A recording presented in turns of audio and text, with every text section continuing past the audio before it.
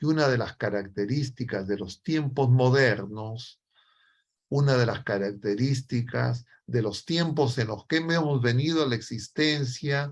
y en los que vivimos, nos movemos todos nosotros, es estos tiempos modernos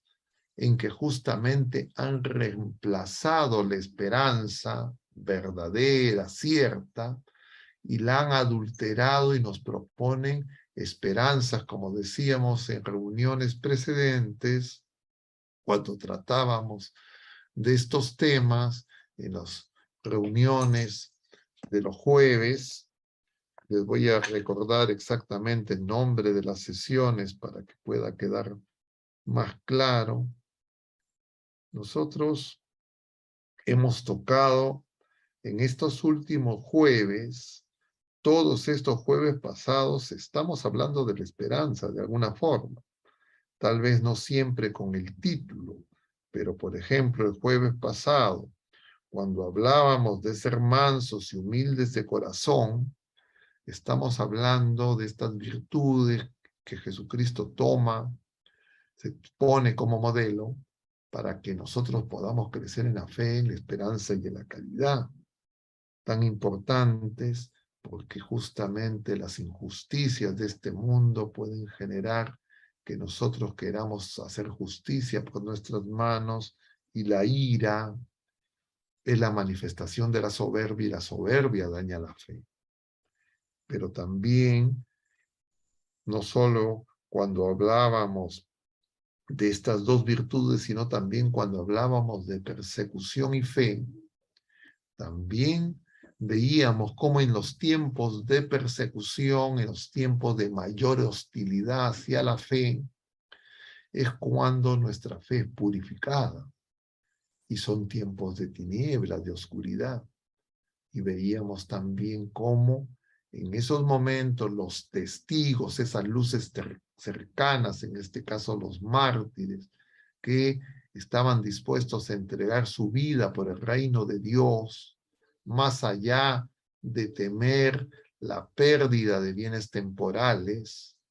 o incluso de la propia vida, entonces se nos hablaba también de la esperanza. Igualmente, cuando el jueves 11 de agosto, con el que empezamos todo, diríamos, esta saga de la esperanza con distintos nombres que nos han llevado casi todo el mes de agosto, empezábamos diciendo la fe es fundamento de lo que se espera. Y mencionamos y comentamos algunas cosas en relación a estas dos virtudes teologales tan importantes. Entonces, cuando nosotros hoy día, por gracia de Dios, en la iglesia celebramos esta fiesta litúrgica de nuestra Madre, por eso es que la ponemos a ella como la manifestación sustancial de esa esperanza que se corrobora a lo largo de toda su vida terrena. Y es lo que la iglesia en oración desde antiguo ha reconocido, y que en esta encíclica hermosa del Papa, en estos dos numerales, nos recuerda. Y voy a volver al documento. Y entonces el Papa nos dice, por eso me dicen por favor si se está leyendo el documento. Entonces nosotros necesitamos luces de esperanza, es decir, testigos de esperanza. Pero ¿quién mejor luz que quien fue justamente la mujer de fe viva y de firme esperanza, que con su sí radical abrió la puerta, dice el Papa Benedicto, de nuestro mundo a Dios mismo? Ella se convirtió en el arca viviente de la alianza, de ese gran signo que aparece en el cielo, según el libro del Apocalipsis. Y como dice San Juan en el capítulo 1 en su prólogo, el Señor acampó entre nosotros. Y eso ocurrió gracias a esa respuesta de María,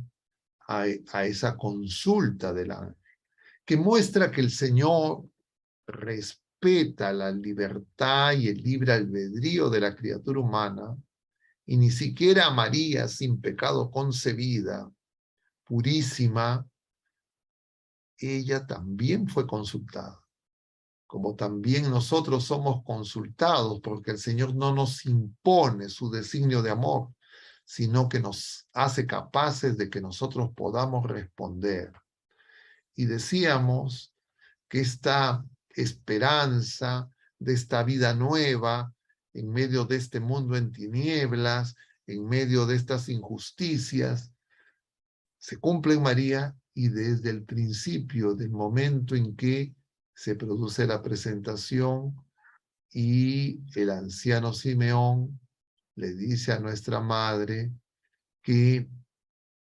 justamente él esperaba el consuelo de Israel, como esos pobres de Yahvé, junto con la profetisa Ana, que coinciden el nombre con la madre de nuestra Madre Santísima, la abuelita de Jesús, y esperaba la redención de Jerusalén, es decir, la salvación. Y se atribuyen también en el Evangelio apócrifo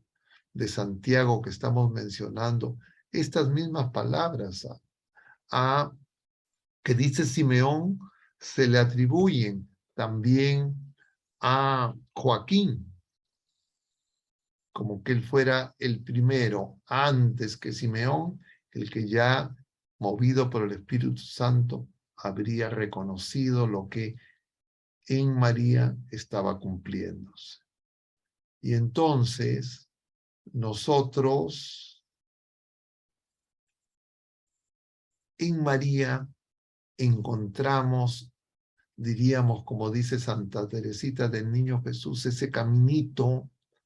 que nos va a llevar una y otra vez a Jesús,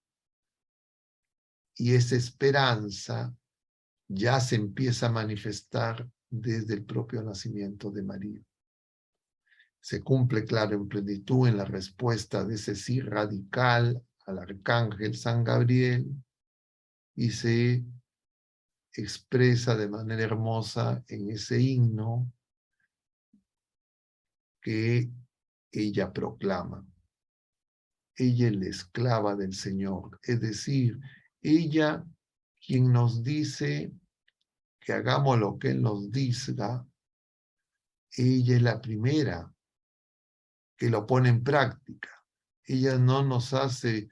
una recomendación teórica, sino ella de alguna manera, por eso es nuestra madre, porque nosotros para crecer en la vida de fe y de esperanza y crecer en el amor, necesitamos una y otra vez seguir a Jesús, y la primera discípula, la mejor, escucha, la mejor discípula es María.